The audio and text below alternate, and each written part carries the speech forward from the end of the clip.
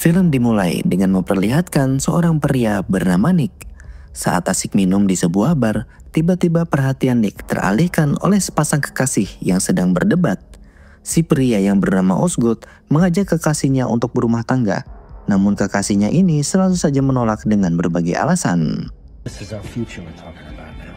Will you come with me? You mean come live with me, then love me, then marry me? Honest good, I've been married 3 times. I suck. Perbincangan mereka berdua pun akhirnya terhenti karena Nick secara tiba-tiba memaksa pacar Osgood untuk berdansa. Nick juga bahkan mempermalukan Osgood di hadapan kekasihnya dengan berhasil mencopot rambut palsu yang ia kenakan. Karena merasa tidak nyaman, pasangan itu akhirnya memutuskan untuk pergi dari sana. Namun Nick tidak berhenti mengejar mereka dan kembali memperlakukan Osgood hingga pada akhirnya. Come back! Come over here, mate. Oops. To deal with a Pee-wee shrimp fag like... It's over. Kejadian barusan ini membuat pacar Osgood langsung terkesima. Ia tidak menyangka jika pacarnya bisa sejentel itu. Dan pada akhirnya ia pun memantapkan hatinya untuk menerima ajakan menikah dari Osgood. You're my own little hero. Di waktu yang sama, di depan sebuah rumah sakit, terlihat seorang wanita yang digeletakkan begitu saja. Wanita itu mengalami luka yang cukup serius akibat dianiaya oleh orang yang tidak dikenal. Saat setengah sadar, wanita itu tidak berhenti menggumamkan nama Nick. Found her in the parking lot. Do you have any allergies? This to you. Sweetheart, can you tell me who did this to you? Nah, pertanyaannya, siapakah Nick sebenarnya? Mengapa ia mabuk-mabukan, sementara di sisi lain ada wanita sekarat yang terus menyebutkan namanya? Di scene inilah kita diberitahu jika Nick sebenarnya bukan seorang pengecut. Sehari-harinya, ia bekerja sebagai private bodyguard. Pagi itu, ia pun mendapatkan seorang klien yang mengaku sebagai miliuner muda ahli IT bernama Cyrus. Ia meminta Nick untuk ditemani berjudi selama berada di Las Vegas. Nick pun sepakat untuk menemani Cyrus besok malam. Di waktu istirahat, Nick pun pergi ke sebuah restoran untuk makan. Ketika ia di parkiran, Nick kembali bertemu dengan Osgood yang kini terlihat sangat bahagia dan sangat puas dengan akting dari Nick semalam. Ya, jadi ternyata insiden di awal film tadi hanyalah sebuah akting semata demi meyakinkan pacar Osgood kalau ia merupakan pria sejati. Saking gembiranya Osgood, bahkan ia juga mau memberikan Nick bayaran 2 kali lipat sebagai bonus. Namun Nick yang memang bukan orang yang mata duitan, lebih memilih untuk mengembalikan bonus yang diberikan oleh Osgood karena ia hanya ingin membantu sesama pria. Saat sedang makan, Nick juga berbincang dengan pelayan resto yang sudah sangat akrab dengannya. Nick bercerita bahwa dirinya memiliki sebuah mimpi di mana ia sangat ingin pergi ke sebuah kota kecil yang berada di Prancis dan menghabiskan hidup kurang lebih 5 tahun ke depan untuk bersantai. Untuk mewujudkan mimpinya ini, Nick memerlukan uang paling tidak $500,000 US. How you doing, Nick? Great, Rox. $500,000. Selesai makan, Nick pun menghampiri Holly yang sudah pulang dari rumah sakit. Siang itu, Holly mulai bercerita kronologi kejadian kemarin. Kala itu, ia yang baru habis pulang kencan di sebuah hotel tiba-tiba dihampiri oleh 3 orang tak dikenal di dalam lift. Mereka memaksa Holly untuk ikut ke sebuah pesta di sebuah kamar hotel yang ternyata itu hanyalah jebakan. Karena di kamar itu, Holly diperkosa oleh salah satu dari mereka dan begitu selesai 2 orang lainnya langsung memukulinya agar tidak berani melaporkan hal ini kepada polisi. Nah sekarang, Holly ingin menuntut balas dendam. Nick sendiri merasa iba, namun ia juga sekaligus merasa kesal karena Holly berani sekali masuk ke sebuah hotel yang sudah jelas-jelas adalah sarang dari para mafia. Apalagi sudah dari jauh-jauh hari, Nick sering memperingatkannya untuk tidak datang ke sana. Kesimpulan dari obrolan itu adalah Nick menyuruh Holly menyewa seorang detektif saja atau seorang pengacara untuk menangani kasusnya dan bukan dirinya. Isn't $100 what you charge for the first hour? Because I want to sue his ass, Nikki. You must hire a lawyer. And you must hire a detective. Holly, I'm not a detective. What hotel were you in? Golden Nugget? Well, I told you not to go to that place. You know what? You can always piss me off, Holly. Sebenarnya, omongan Nick tadi hanyalah bualan semata. Karena kini, Nick juga ujung-ujungnya tidak tega dengan apa yang menimpa Holly. Dengan diam-diam, ia pun memutuskan untuk mencari tahu siapakah pelaku yang dimaksud. Nick kemudian mendatangi hotel tempat si pelaku menginap. Kebetulan, di sana ia bertemu dengan teman lamanya yang bernama Miley. Nick meminta tolong untuk dicarikan informasi tentang identitas para pelaku yang dimaksudkan oleh Holly kepada Miley. Singkat cerita, keduanya pun kembali bertemu setelah Miley pulang kerja. Miley sendiri berhasil menemukan apa yang diminta oleh Nick. Si pelaku yang dimaksud oleh Holly bernama Danny DeMarco. Dia adalah pimpinan mafia besar di Italia yang kini sengaja ke Las Vegas untuk berbisnis. Ia sendiri memang benar menginap di salah satu kamar dan dijaga oleh 2 orang bodyguard yang badannya cukup besar. Di akhir percakapan, Miley sebagai teman baik Nick cuma memberi saran agar dirinya jangan sampai mencari masalah dengan Danny karena terlalu berbahaya. Hey, Nick. Hey, Millicent. His name is Danny DeMarco. You did me something once. Now, I need you to do me something. Not fuck with these guys. Setelah mendengar nasihat itu, Nick kembali menelpon Holly. Ia mengatakan bahwa dirinya tidak mendapatkan informasi apapun soal pelaku yang memperkosanya. Tapi Holly yang sudah kenal baik dengan Nick tahu jika itu adalah dusta. Ia tahu kalau Nick bohong berarti ada sesuatu yang sedang ia tutupi. Oleh karena itu, Holly kembali menceritakan bagaimana bengisnya Danny yang menodongkan pistol ke kemaluan wanita Las Vegas demi menunjukkan kuasanya sebagai seorang bos mafia. Holly juga mengingatkan bahwa dulu ia adalah satu-satunya wanita yang mau menerima Nick saat sedang berada dalam posisi paling terpuruk. Lady in housekeeping. Put a gun inside me. And then he pulled the trigger. Fucking games to play with another human, right, Nikki? Sure. You liar. When you hit bottom, who climbed down there and found you? Singkat cerita, pada malam harinya, Nick harus menemani Cyrus berkeliling Las Vegas. Mereka pergi dari satu kasino ke kasino lainnya. Di sini Nick merasa janggal karena sebagai seorang milioner, Cyrus ternyata hanya berjudi untuk kalangan kelas bawah, seolah ia sedang memiliki motif yang lain. Meski agak heran, Nick memilih untuk tetap profesional dalam menjalankan pekerjaannya. Yeah, but I can make a greater number of smaller bets. Those on the shooter, please. A single load of dice. Nah, di tengah pekerjaannya inilah, pikiran Nick juga terganggu dengan permintaan Holly. Ia merasa ini merupakan kesempatan yang tepat untuk membalas budi kebaikan Holly selama ini. Awalnya, Nick hanya memberitahu soal info identitas pelaku pemerkosanya serta nomor kamar hotel yang ia inapi. Namun karena Holly meminta sebuah balas dendam, maka Nick pun mau tidak mau menurutinya. Nugget, Suite 3506. Don't be anymore. Run on the bias. 3 of them we've got. You gotta go in there and you gotta soften them up. It was so bad for what he did to me. Selesai menjaga Cyrus, Nick langsung mendatangi kamar Danny dan mengaku sebagai teman dari seorang bos mafia Las Vegas terkenal bernama Baby. Nick pun diizinkan masuk dan berbincang dengan Danny soal permasalahan Holly. Tapi bukannya mengakui perbuatannya, Danny malah berpura-pura tidak ingat apapun.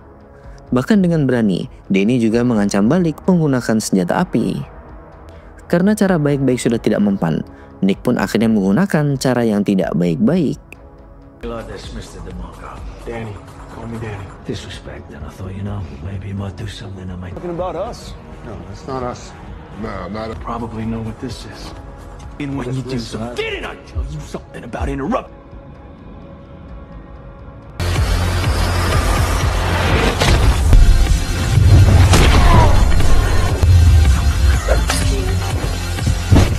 Setelah Danny dan bodyguardnya berhasil Nick kalahkan, ia langsung mempersilahkan Holly untuk masuk ke dalam. Tanpa basa-basi, Holly pun langsung mengeluarkan sebuah gunting tanaman dan berniat untuk melukai titik Danny. Danny yang benar-benar ketakutan langsung mengajak damai dengan memberikan uang sebesar 50.000 US dollar yang saat ini ada di lacinya. Pintarnya, Holly dan Nick tetap mengambil uang tersebut dan tetap juga memotong titik Danny dan berhasil membuat Danny nangis seperti seorang anak kecil. Of course. Take the 50, huh? Take it for Christ's sake. What money? Save me. Don't you please don't.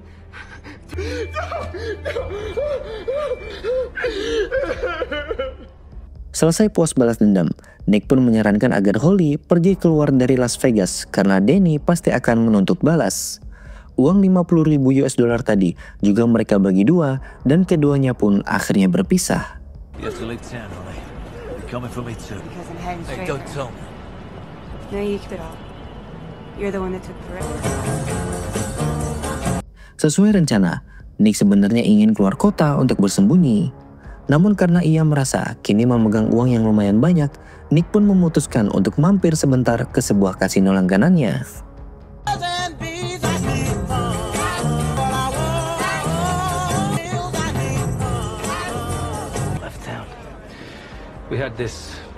Awalnya, Nick sendiri bermain aman dengan kelipatan yang kecil. Kebetulan juga yang menjadi bandarnya adalah temannya sendiri. Namun setelah berhasil memenangkan beberapa pertaruhan, Nick pun semakin optimis jika malam ini Dewi Fortuna sedang memihaknya. Dari awalnya bermain kelipatan kecil, kini meningkat menjadi puluhan ribu dolar. Dan pertaruhan baru berhenti ketika bandarnya sengaja diganti. Go for the throat, Cass. Changing 1,000.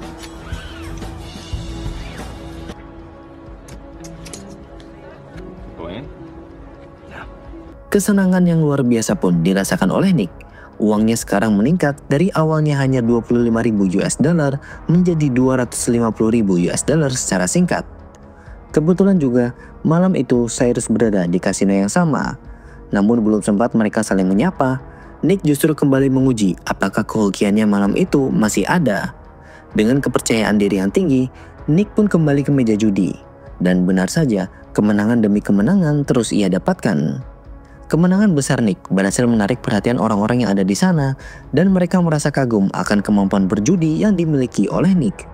Hingga terakhir, Nick pun berhasil memenangkan chip yang jika ditukar nilainya mencapai 500.000 US dollar. Nilai yang cukup untuk mewujudkan mimpinya liburan di Perancis.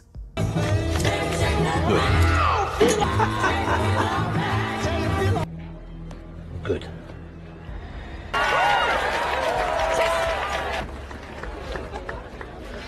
Selesai bermain, Nick pun mengobrol dengan Cyrus. Sebelum akhirnya, ia pergi ke meja untuk menukarkan chip. Namun, di sini alih-alih menukarkan semua chip yang ia miliki, Nick malah tergoda untuk kembali ke meja berjudi. Ia berpikir jika uangnya lebih banyak, maka ia bisa tinggal di kota impiannya lebih lama lagi. Tak tanggung-tanggung, kali ini Nick mempertaruhkan semuanya dalam satu kali game.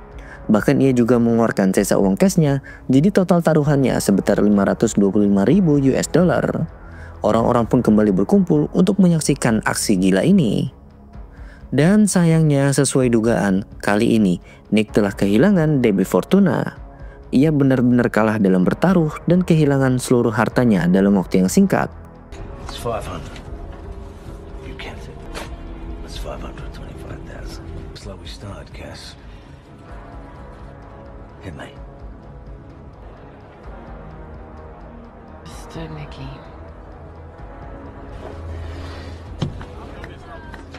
Kalah bertaruh membuat Nick sedikit stres berat dan saat ke kamar mandi, Nick pun jatuh pingsan. Ketika Nick terbangun, ia sudah berada di ruang istirahat milik kasino. Terlihat juga ada Cyrus yang menemaninya dari tadi. Di ruangan ini, Cyrus pun mengungkap bahwa alasan ia menemui Nick sejak awal adalah karena dia ingin diajari oleh Nick teknik bela diri ataupun teknik bertarung.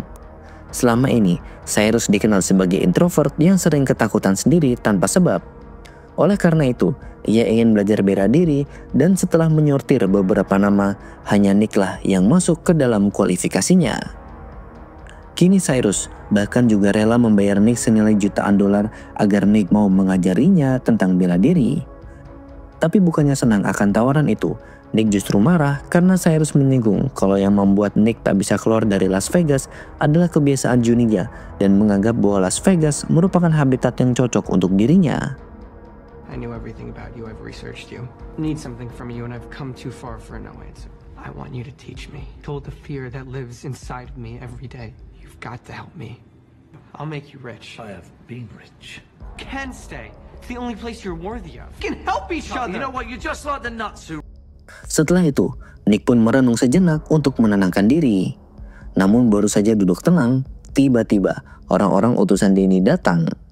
Bagi Nick sendiri, kedatangan mereka merupakan sebuah takdir Tuhan karena kebetulan dia memang sedang membutuhkan sesuatu untuk dihajar sebagai pelampiasan.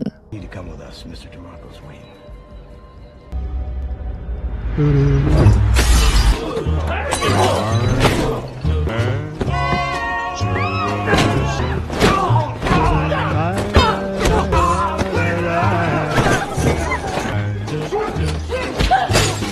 Pertarungan pun baru selesai ketika si pemilik kasino yang juga merupakan mafia terkenal di Las Vegas bernama Baby turun tangan.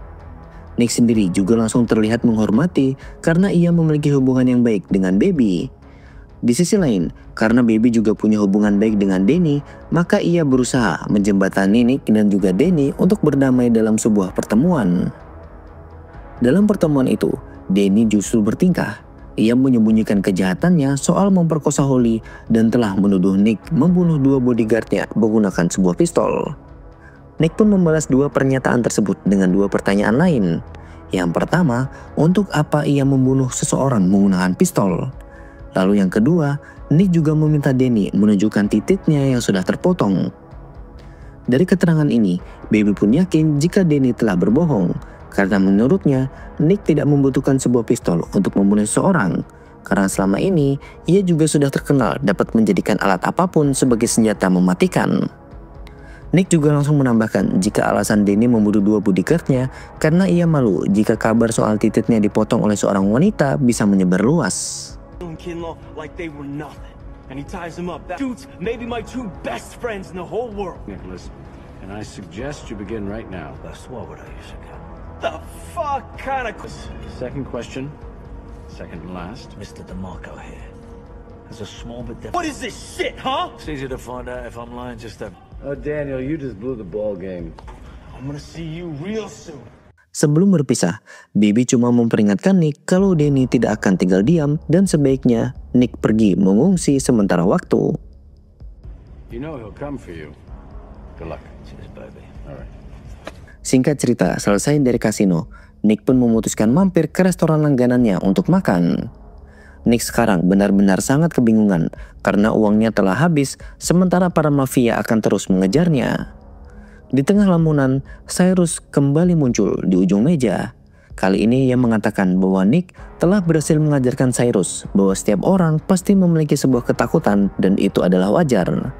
Mendengar ucapan itu, Nick mengatakan bahwa ia setuju dengan menyontohkan jika dirinya meski terkenal sangat piawai dalam berkelahi, ia sebenarnya juga sangat takut jika kalah dalam berjudi dan untuk keluar dari zona nyaman.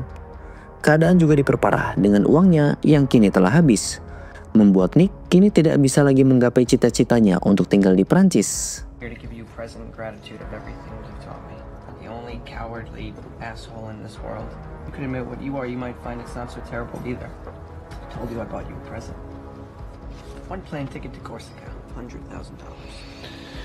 Di tengah perbincangan itu, tiba-tiba Danny bersama beberapa anggotanya kembali datang dan hampir saja berhasil membunuh Nick.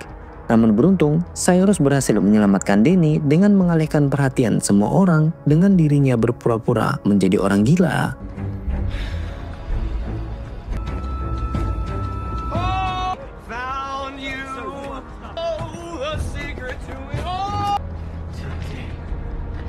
Nick pun berhasil kabur dan bersembunyi sebentar di atas loteng.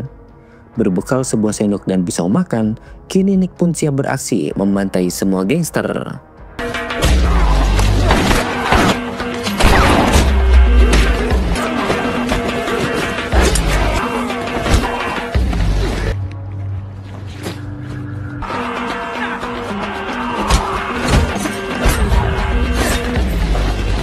Dalam pertarungan ini, Nick berhasil membuktikan dirinya kepada Danny bahwa ia merupakan seorang petarung yang sangat terkenal dapat membunuh dengan benda yang ada di sekelilingnya. Bahkan Danny juga ikut merasakan bagaimana kebrutalan Nick sebelum ia dibuat meninggal dunia.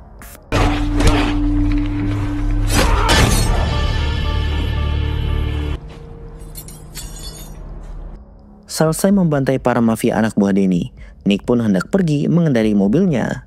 Namun tiba-tiba, Cyrus menghampiri Nick mengucapkan terima kasih untuk kesekian kalinya dan memberikan sebuah cek senilai $500,000 dan tiket untuk pergi ke Paris. Nick yang awalnya menolak pun terpaksa menerimanya karena Cyrus bersikeras. Dapat dikatakan jika Cyrus pada akhirnya menjadi fans berat bagi Nick yang siap melakukan apapun. Take them. Nick, please, You earned this. Don't ruin it, Buttock. Merry Christmas, Nick. Berbekal uang dari Cyrus, Nick kini mempacking barang-barangnya dan dengan hati yang mantap, Nick pun akhirnya memberanikan diri untuk melawan rasa takutnya, yakni keluar dari Las Vegas demi menggapai cita-citanya untuk tinggal di Perancis. Dan dengan ini pun, film pun akhirnya tamat. Selesai sudah alur cerita film kali ini. Bagaimana menurut kalian tentang aksi dari Jason Statham dalam film Wildcard yang rilis pada tahun 2015? Sampaikan pendapat kalian di kolom komentar tentang film ini dan juga jangan lupa untuk like dan juga subscribe. Sampai jumpa.